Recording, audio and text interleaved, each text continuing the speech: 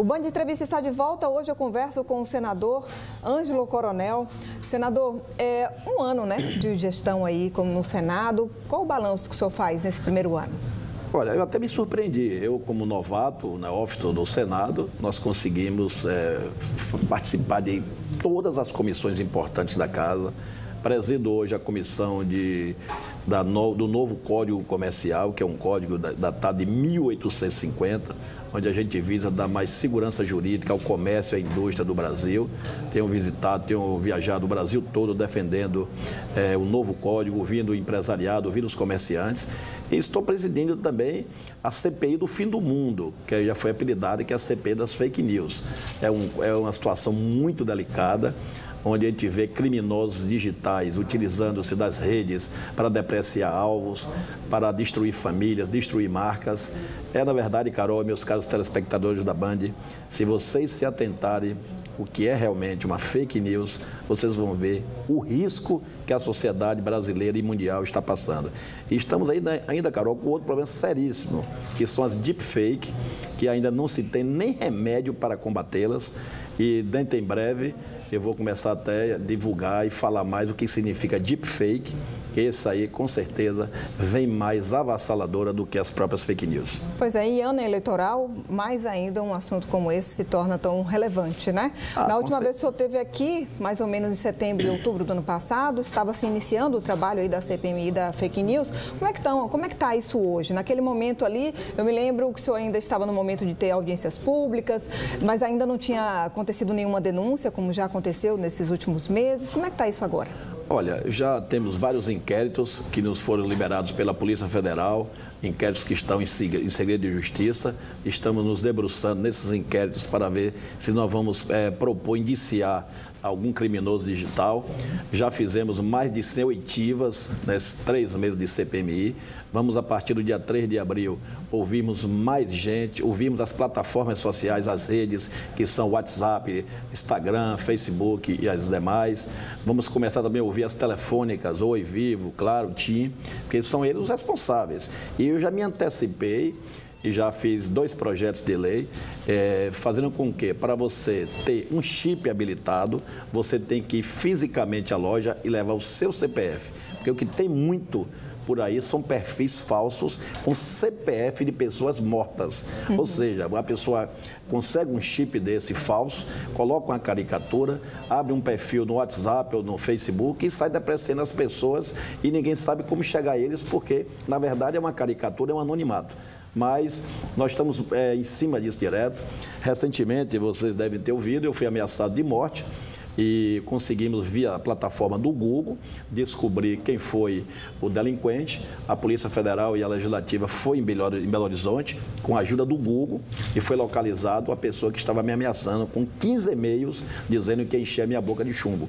Então, se as plataformas colaborarem, com certeza nós vamos conseguir debelar, tirar do ar esses criminosos digitais. É isso que eu ia perguntar para o senhor, porque é para as pessoas poderem entender e não ter aquela impressão de que a CPMI acaba tendo toda essa discussão e não chega a lugar nenhum. Qual o objetivo, na verdade, que vocês querem chegar com isso? O nosso objetivo é propor leis duras, como propus agora primeiro projeto de lei que já está tramitando, exigindo o CPF para que você possa habilitar um chip e você tem que estar fisicamente na loja. Até então, você habilita um chip pela internet. Então, ninguém sabe quem está ali por trás do telefone e nem por trás da rede da web. Então, nós vamos fazer isso e também exigir que, para você criar um perfil no Instagram ou no Facebook, você também tem que ter um CPF para mostrar que você existe, que você é você, que você não está sendo ali como uma pseudo pessoa que está abrindo aquele perfil só para depreciar as pessoas que você não gosta. Senador, a gente não pode deixar de falar em relação à reforma tributária, que promete ser aí a principal pauta no Congresso Nacional pelo menos nesse primeiro semestre de 2020. Como é que o senhor está acompanhando isso? Olha, com certeza, para mim, é a melhor das reformas, a tributária. A carga tributária brasileira ela é muito alta, é uma das mais altas do mundo.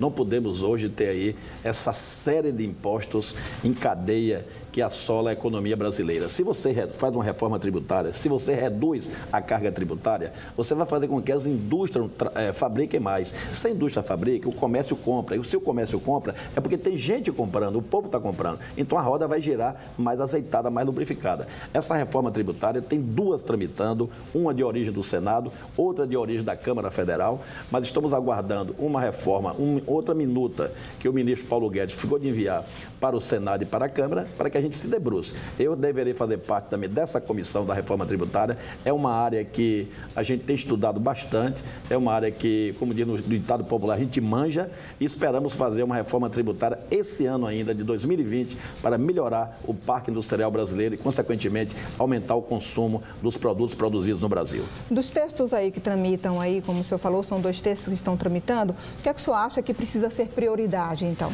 Olha, por exemplo, eu não aceito que se tire o ICMS dos estados, nem tampouco o ISS das prefeituras, que são dois impostos que são geridos tanto pelo governador como pelos prefeitos. Se você tira isso e centraliza no governo federal, você tira poder tanto dos governos estaduais como das prefeituras locais. Então, você não pode simplesmente entregar tudo ao governo federal.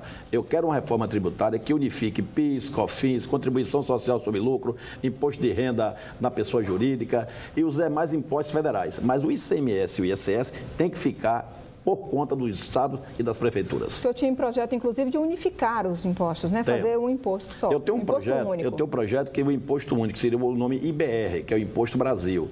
Mas esse IBR, ele seria descontado na conta corrente. Não é uma CPMF, mas fizeram diabolizaram a CPMF, que o IBR tem aquele medo. Algumas pessoas, coronel, isso aí é uma nova CPMF. Não é. Nós vamos pagar menos impostos, vai ter menos sonegação, a informalidade vai ser obrigada a recolher o imposto, porque todo mundo tem uma conta bancária. Porque se você até vende dinheiro vivo, mas se você vai comprar algo em outro centro, você é obrigado a depositar. Naquele depósito, você é taxado. É uma taxa bem pequena e que, com certeza, para mim, ao meu ver, seria o mais ideal para o Brasil. Eu peguei esse exemplo, Carolina e meus caros telespectadores da Band, peguei isso de outros países que são sucesso. Mas, no Brasil, temos ainda algumas barreiras, mas vamos lutar para quebrá-las. O senhor falou isso porque, às vezes, as pessoas interpretam mal, né? E tem muito medo quando se fala qualquer coisa que pode se relacionar à CPMF, todo mundo já fica logo preocupado.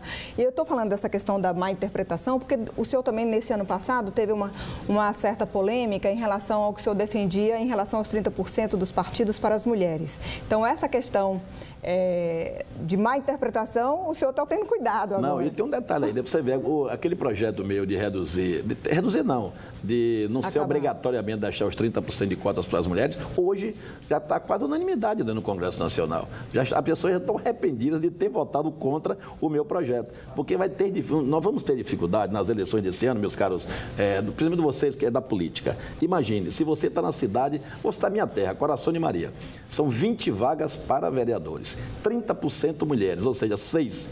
Se eu não tiver as 6 mulheres para colocar, simplesmente você não resiste à chapa.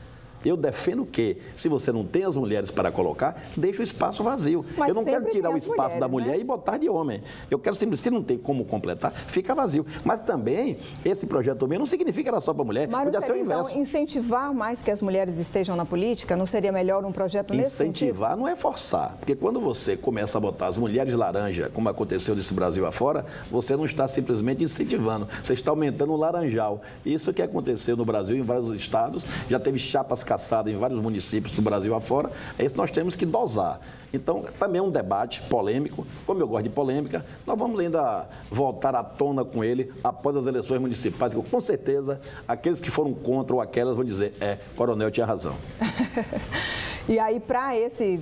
É claro, o senhor ainda está nessa questão da definição em relação da pré-candidatura aqui à Prefeitura de Salvador, isso pode ser a sua prioridade a partir desse ano, mas até que isso seja definido, qual é a prioridade agora para esse segundo ano de mandato no Senado? Olha, nosso mandato no Senado, nós vamos priorizar a questão das plataformas digitais que utilizam as redes para alocar. Imagine, vamos dar um exemplo aqui do Airbnb. Ele pega pela internet, uma pessoa na Rússia, loca um apartamento no seu prédio, ninguém sabe quem é aquele locatário, o cara passa lá 3 dias, 4 dias, o condomínio não sabe quem se trata, daqui a pouco você está trazendo até uma pessoa que vem vender droga. Então nós estamos simplesmente com um projeto de lei que está polêmico no sul do Brasil, que é a questão da regulamentação de locação via as plataformas digitais, dando exemplo aí no caso do Airbnb.